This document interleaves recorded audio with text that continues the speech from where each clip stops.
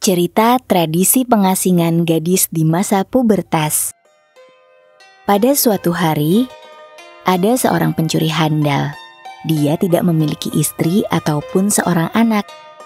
Dia membangun sebuah rumah mewah di hutan alas ketu untuk menyimpan harta yang dicurinya dari berbagai tempat.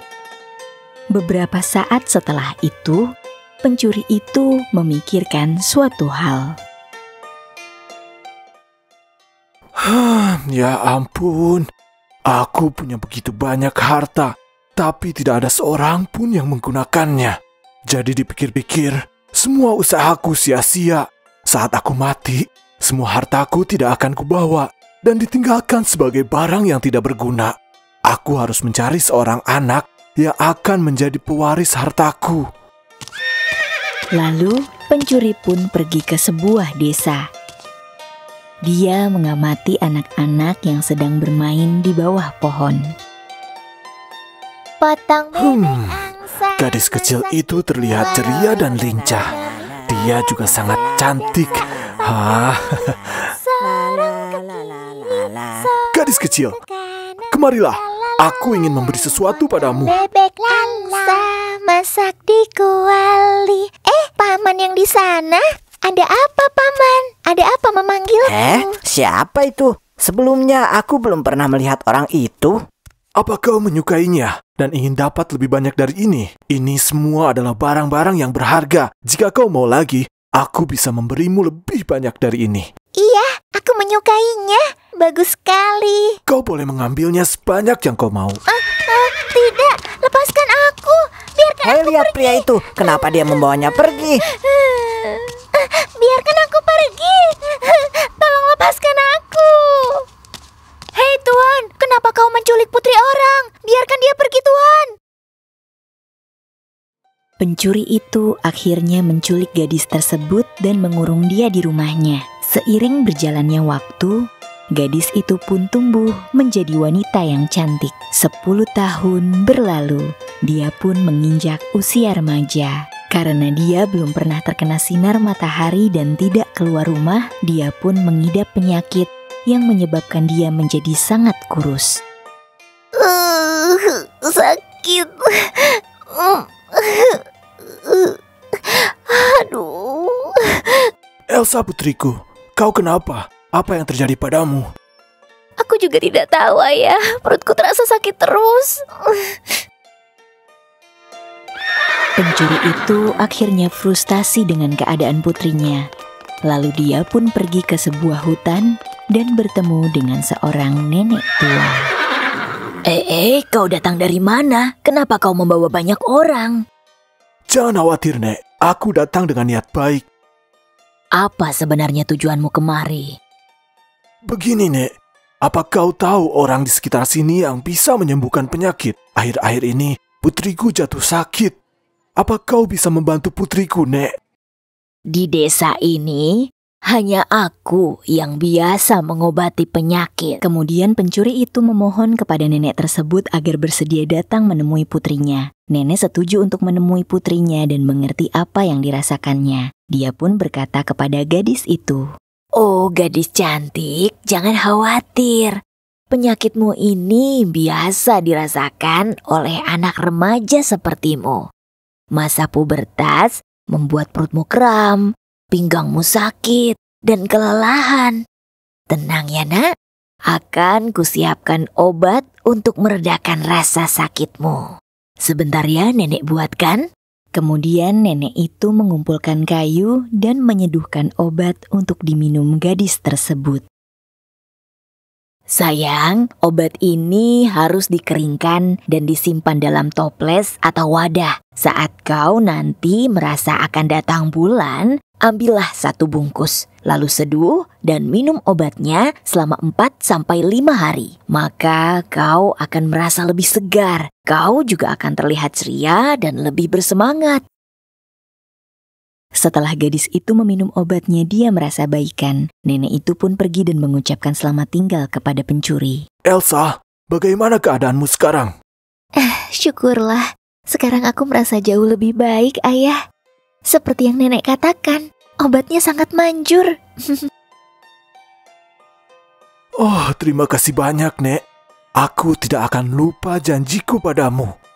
Ini, ada imbalan untukmu, Nek. Tolong terimalah. Mohon terima itu ya, Nek.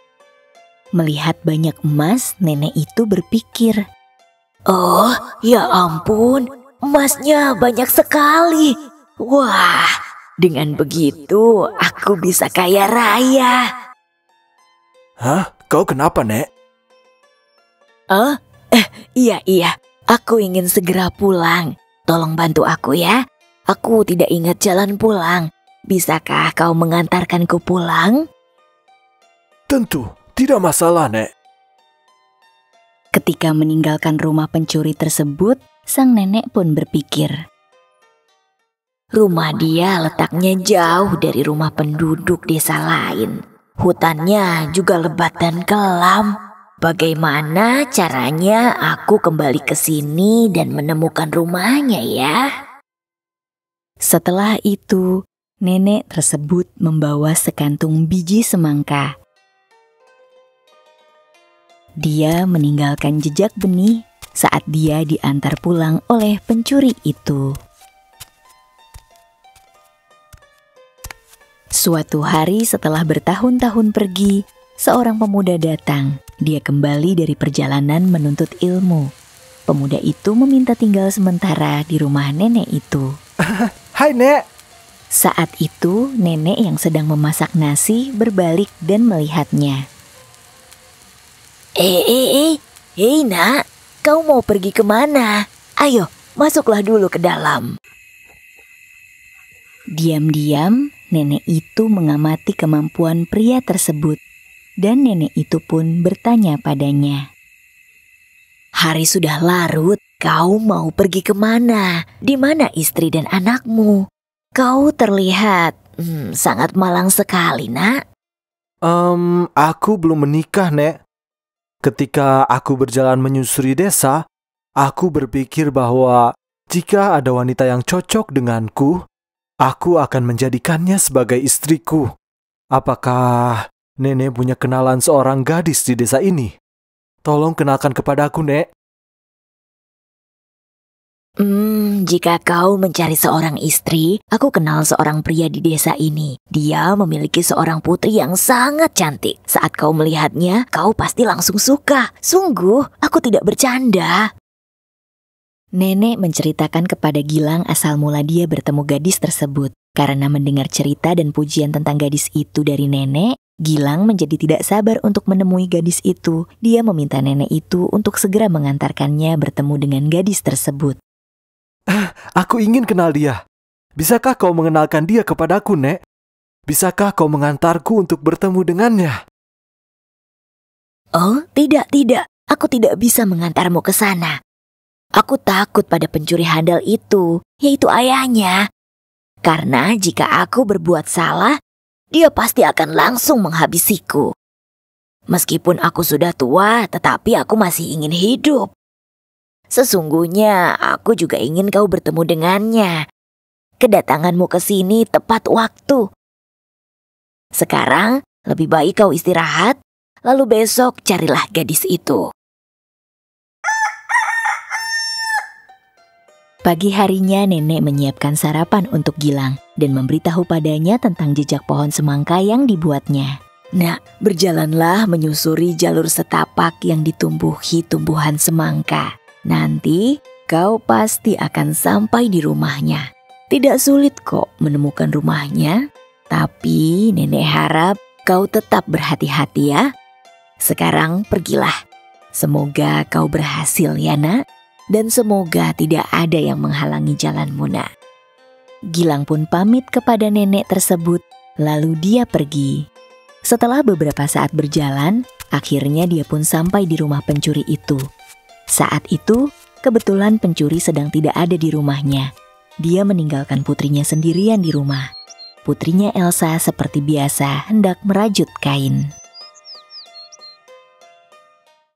Benar apa kata nenek? Dia sangat cantik. Setelah Gilang terkagum dengan kecantikannya dan sadar bahwa dia sedang sendirian, Gilang pun langsung memanggilnya. Elsa! Ketika Elsa mendengar suara laki-laki, dia langsung takut. Elsa, gadis yang cantik. Kecantikanmu begitu abadi, Elsa. Siapa yang berkata begitu padaku? Berani sekali kau datang ke sini.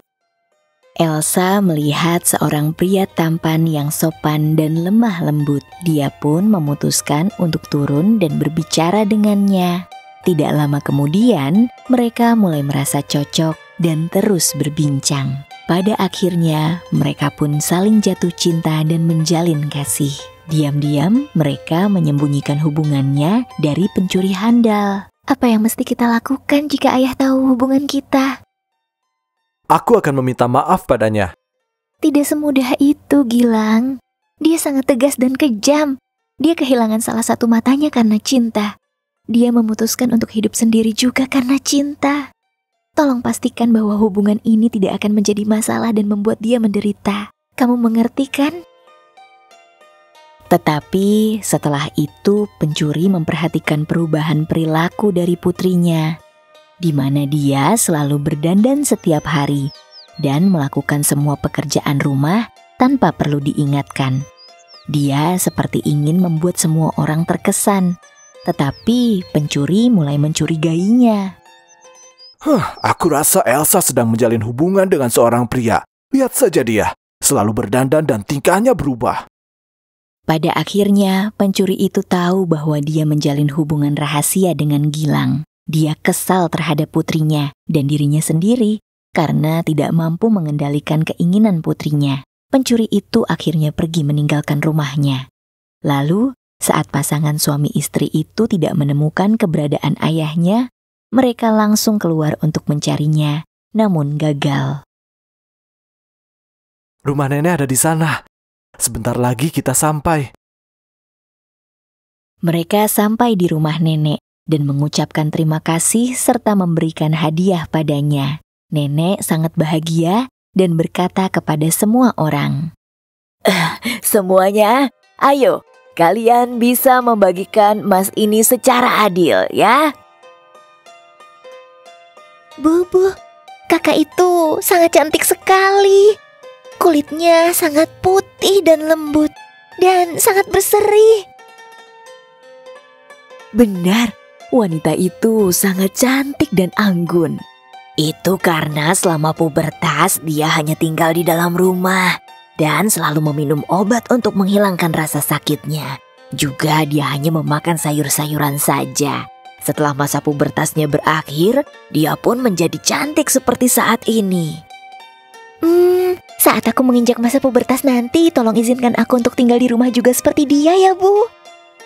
Mendengar hal tersebut, seluruh warga yang mempunyai anak yang sudah menginjak masa pubertas pun mengikuti hal itu. Mereka menjaga putri mereka di dalam rumah agar kulit putri-putrinya menjadi cerah dan cantik. Dan hingga saat ini tradisi pengasingan anak gadis di masa pubertas pun masih dilestarikan.